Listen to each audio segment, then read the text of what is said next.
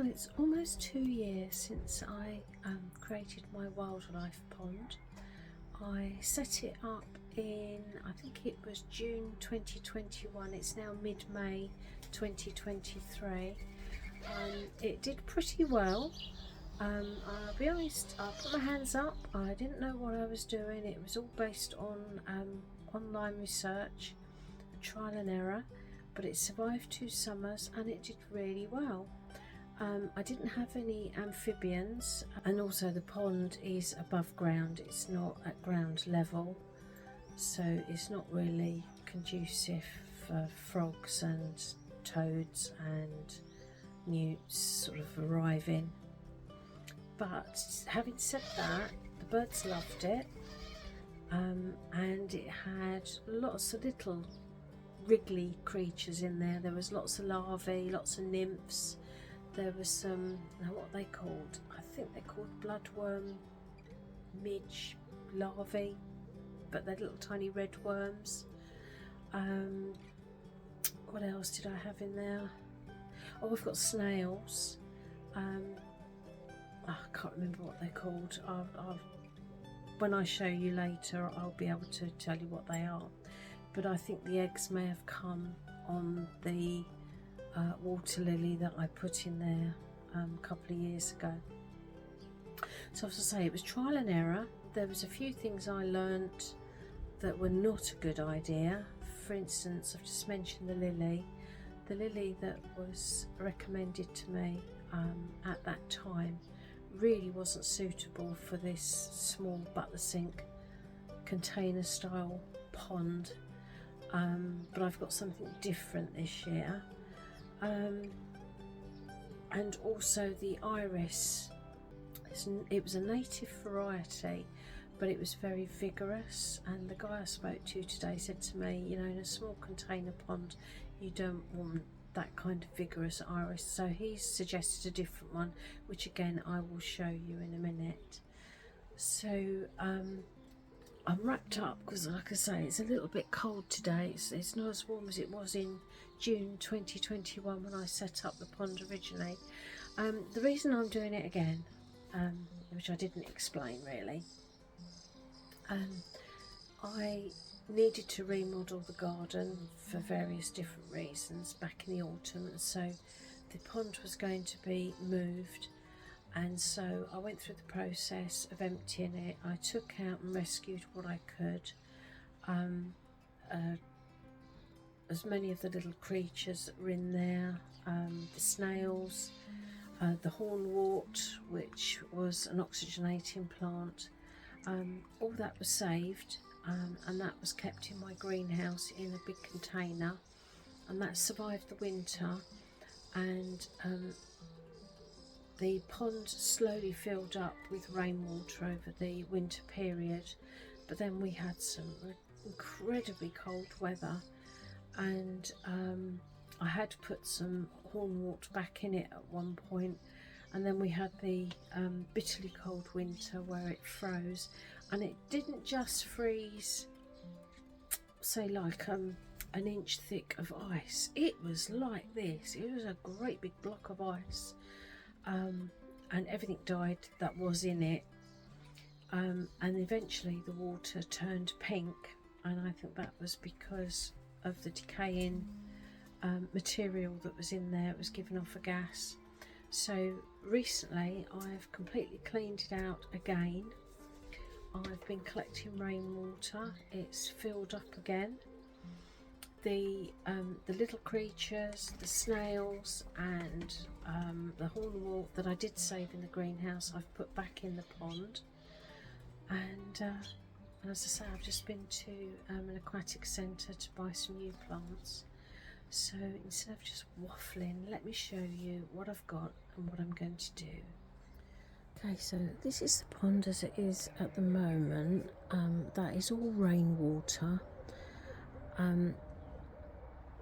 I don't know if you can see, there's a line, just focusing my hand, there's a line along there, that's like a tide mark, and that's where I filled it up to, but we've had so much rain over the last couple of days that it's topped itself right up So yeah, it's pretty full at the moment, so I've got quite a largish plant to submerge.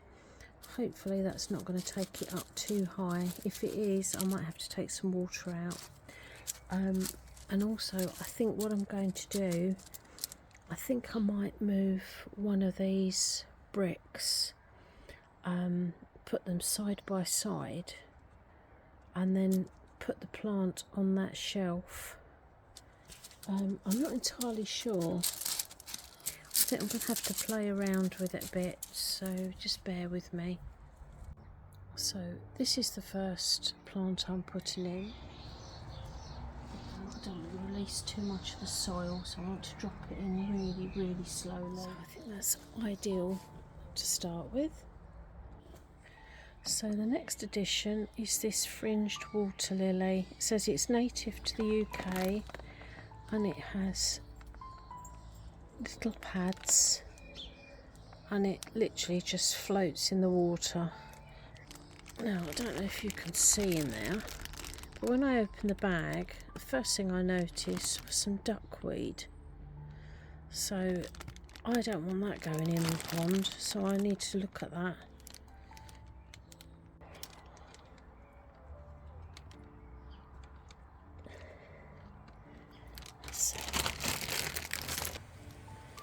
Okay, so I've got one final plant to go in, and this is watercress.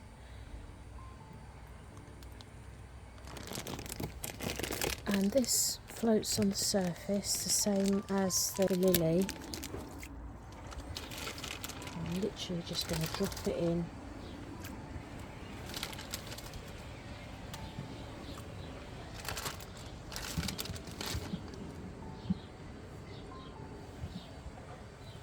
There we go.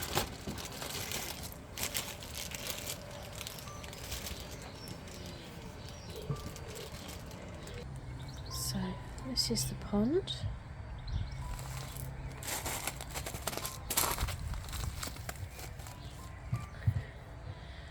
And you can see the watercress, the lily, creeping jenny, hornwort and this iris. I'm quite pleased with that. Just need the little creatures to come now.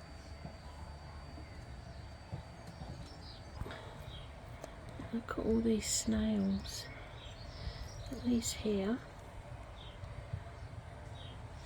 And then I did notice on the lily leaf, I don't know which one it was, one of these, they are snail eggs.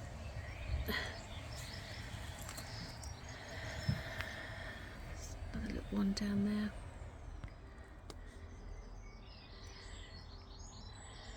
I'm just going to leave that now. Just keep an eye on it over the next few days. See how it settles.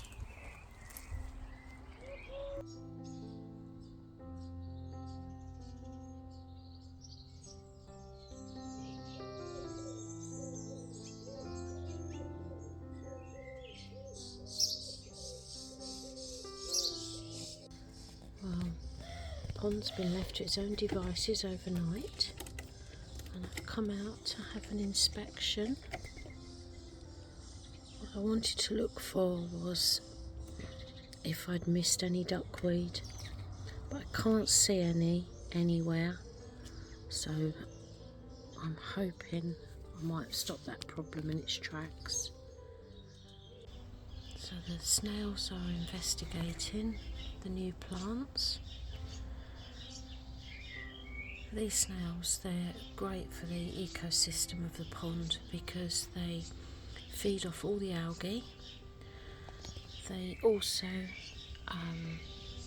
help clean up the pond by eating all the sediment that is on the bottom of the pond. So they are beneficial. So I wanted to show you the oxygenating plants at play. There's those little air bubbles. So that's the hornwort. I've I've still got a lot of surface area that is not covered.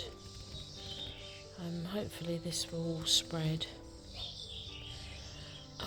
But I am hoping to get some frog bit, which is another floating plant that offers coverage, but it wasn't available in 2 places I went to yesterday.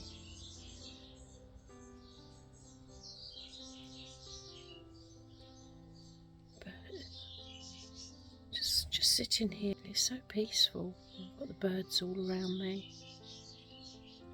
I think it's going to be a good addition to the garden.